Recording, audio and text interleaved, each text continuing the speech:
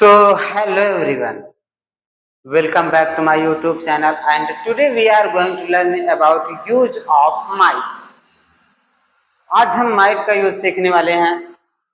तो मैं एक बात बता देना चाहता हूं कि वीडियो एंड होने के बाद यदि आपको क्लास अच्छी लगेगी, आप कुछ सीख पाएंगे, तो आप हमारे चैनल को लाइक कर दीजिएगा, सब्सक्राइब कर दीजिएगा और शेयर भी कर दीजिएगा और हाँ, कमेंट करना जरूर मत भूलिएगा। आप कमेंट करना भूल जाते हैं, क्लास कर लेते हैं, क्लास से सीख भी लेते हैं, लेकिन आप टीचर को मोटिवेट करने के लिए लाइक और सब्सक्राइब और कमेंट नहीं करते हैं। आप जब कमेंट करते हैं तो टीचर को पता चल जाता है कि भाई हमारे बच्चों को अच्छा लग रहा है। Okay, so let's begin the class. Might is a modal verb used to express possibility, permission, rare लिखा है यहाँ पर, और polite suggestion। समझ लेते हैं। might का यूज हमेशा संभावना को व्यक्त करने के लिए किया जाता है। पॉसिबिलिटी मतलब यहाँ पर संभावना, एक्सप्रेस मतलब व्यक्त करना। ओके, तो मॉडल एक्चुअली क्या है कि माइट एक मॉडल वर्ब है और ये पॉसिबिलिटी को एक्सप्रेस करने के लिए किया जाता है। अब इधर देख लेते हैं, परमिशन के बारे में बताता है और पोलाइट सजेशन, विनम्र सुझाव। ओके, तो मॉडल वर्ब का यूज कुछ इस प्रकार से किया जाता है। तो पहले में देख लेते हैं, टू एक्सप्रेस पॉसिबिलिटी यानी संभावना व्यक्त करने के लिए, लेस सर्टेन देन मे। एक्चुअली क्या है ना, माइट मे का पास्ट टेंस है, इसलिए मे को ज्यादा पोलाइट माना जाता है, यानी कि मे की पॉसिबिलिटी ज्यादा होती है और माइट की पॉसिबिलिटी कम होती है। और इसको ऐसे भी समझ लीजिए कि मे ज्यादा फॉर्मल होता है और माइट बहुत कम अब यूज होता है, पहले ज्यादा होता था लेकिन ये प्रचलित कम है। ओके, तो to express possibility less certain than में, संभावना व्यक्त करने के लिए। ओके, और जो माइट होता है वो बहुत कम प्रचलित है, माइट का यूज बहुत कम करते हैं, लेकिन सेंटेंस बोलने में बहुत हेल्पफुल होता है। तो एग्जांपल देख लेते हैं, इट माइट रेन टुडे। अब माइट हम इसको परसेंटेज से समझ लेते हैं। मान लीजिए कि आपका मे हो जाता है 70%, तो आपका माइट यानी कि मे की पॉसिबिलिटी यदि 70% है तो माइट की पॉसिबिलिटी आप समझ लीजिए कि ये 50% हो जाता है, यानी लेस होता है। माइट की पॉसिबिलिटी लेस होती है और मे की पॉसिबिलिटी हाई होती है। ठीक है, अब यहां समझते हैं, इट माइट रेन टुडे। अब लगभग आपको भी पता चल रहा होगा कि माइट का यूज क्या हो रहा है यहाँ पर। हाँ, आप बिल्कुल सही समझ रहे हैं। इट माइट रेन टुडे का मतलब ये है कि आज बारिश हो सकती है। अब बारिश हो सकती है से क्या तात्पर्य है, मतलब कि शायद बारिश हो भी सकती है या फिर नहीं भी हो सकती। ओके, ठीक है, नेक्स्ट देखते हैं, she might come to the party. हो सकता है कि वह पार्टी में आए या फिर नहीं भी आ सकती है, आ भी सकती है और नहीं भी आ सकती है। क्लियर? इस प्रकार से हम माइट का यूज करते हैं टू एक्सप्रेस पॉसिबिलिटी, पॉसिबिलिटी को एक्सप्रेस करने के लिए। ओके, नेक्स्ट आते हैं 2 नंबर पे, to talk about past possibility. बीते समय की संभावना के बारे में बात करने के लिए, यानी बीते समय के संभावना के बारे में बात करने के लिए हम लोग माइट का यूज करते हैं। एग्जाम्पल देख लेते हैं, ज्यादा अच्छा समझ पाएंगे। He might have missed the bus। यहाँ एक बात याद रखने की ज्यादा जरूरत है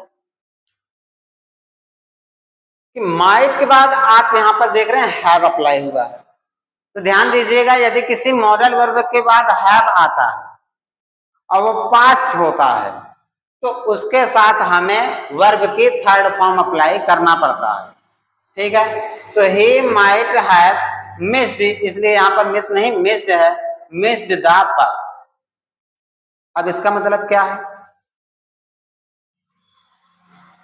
वह शायद बस को मिस कर दिया है उसने, शायद उसने शायद उसने बस को मिस कर दिया है। Okay, he might have missed the bus, शायद वो बस को नहीं पकड़ पाई, शायद वो बस को नहीं पकड़ पाई या फिर वह शायद बस को नहीं पकड़ पाई। ठीक है, उसने बस को मिस कर दिया। पास्ट पॉसिबिलिटी, ध्यान दीजिएगा, past possibility. Okay, they might have forgotten the meeting. अब मान लीजिए कि एक किसी दिन मीटिंग रखी है और उस मीटिंग में बुलाया गया है, लेकिन मीटिंग में लोग पहुंच नहीं पाए, ऑफिस के लोग मीटिंग में नहीं पहुंच पाए।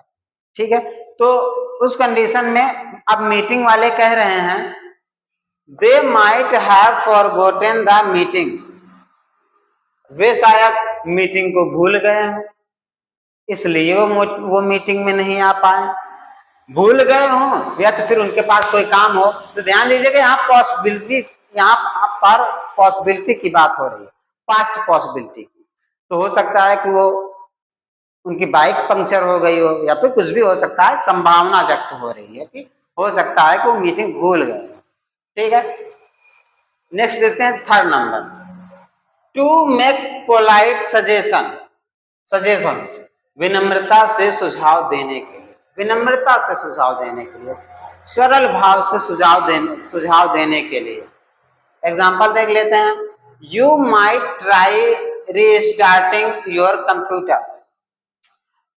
कहने का तात्पर्य यह है कि आप अपने कंप्यूटर को पुनः स्टार्ट करके देख सकते हैं, हो सकता है फिर चालू हो जाए, तो माइट, इसलिए यहाँ पर माइट का यूज हुआ है। वो सुझाव दे रहे हैं कि आप चाहें तो फिर से कंप्यूटर को रीस्टार्ट कर लीजिए, तो हो सकता है कि आपको ये पता चल जाए, ठीक है, कि कंप्यूटर स्टार्ट हो रहा है कि नहीं।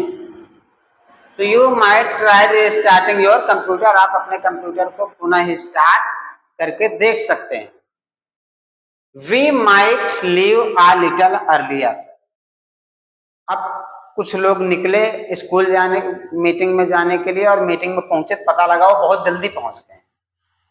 ठीक है, अब वो बहुत जल्दी पहुंच गए, तो वहां पर पहुंचने के बाद वो कह रहे हैं we might leave a little earlier, शायद हम थोड़ा पहले आ गए हैं, यानी कि हम शायद थोड़ा पहले घर से निकल गए थे।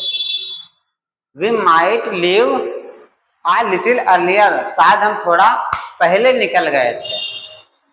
ठीक है, पास्ट पॉसिबिलिटी। ओके, अब देखते हैं फोर्थ नंबर, ये हमारा लास्ट है, टू एक्सप्रेस परमिशन, इजाजत देने के लिए, औपचारिक और कम प्रचलित। हाँ, तो जैसे कि मैंने वीडियो के स्टार्ट में बताया था कि माइट जो है ये कम प्रचलित है, हाँ, लेकिन फॉर्मल है। ठीक उसी प्रकार से मे भी है जो बहुत ज्यादा प्रचलित है, ट्रेंडिंग में चल रहा है मे का यूज। ओके, तो माइट है लेकिन ये कम प्रचलित है। अब यहां पर आप देख लीजिए example, you might ask your question now. Teacher मान लीजिए कि कोई बच्चा था, सर कह रहा था sir may I ask a question, तो टीचर ने कहा नॉट नाउ, अभी आप मत पूछिए, you may ask after some time, you may ask after some time, आप कुछ देर बाद पूछ सकते हैं। तो फिर टीचर ने you might ask your question now, teacher ने कहा कि अब आप अपना सवाल पूछ सकते हैं। टीचर ने कहा you might ask your question now, अब आप अपना सवाल पूछ सकते हैं जो आप पूछना चाहते थे। ओके, नेक्स्ट आते हैं, you might begin the meeting now,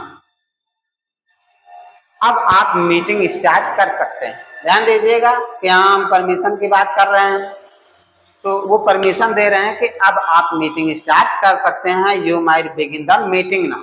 okay, next है, you might use my pen if you need, यदि आपको आवश्यकता है तो आप हमारी पेन को यूज कर सकते हैं, आप हमारी पेन को यूज कर सकते हैं यदि आपको आवश्यकता है। You might use my pen if you need, I hope कि माइट का यूज आपको बहुत अच्छे से समझ में आ गया होगा। अगर समझ में नहीं आया है तो एटलीस्ट थोड़ा हमें कंसंट्रेशन देने की जरूरत है। ओके, ध्यान दीजिएगा कि माइट का यूज हमेशा पॉसिबिलिटी, परमिशन और पोलाइट सजेशन के लिए होता है। अगर आपको ये यूज समझ में आ जाएगा तो आप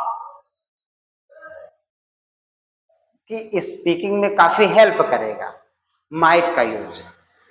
ओके, तो दैट्स ऑल फॉर नाउ। लेकिन हाँ, मैं यही बात कहूंगा कि आपको अगर वीडियो अच्छी लगी हो तो आप शेयर कर दीजिएगा प्लीज, और कमेंट जरूर करिएगा, क्योंकि आप कमेंट करेंगे तो हमारा मनोबल बढ़ेगा, मनोबल बढ़ेगा तो हम और वीडियो बनाएंगे और आपको सिखाएंगे। Okay, so that's all for now.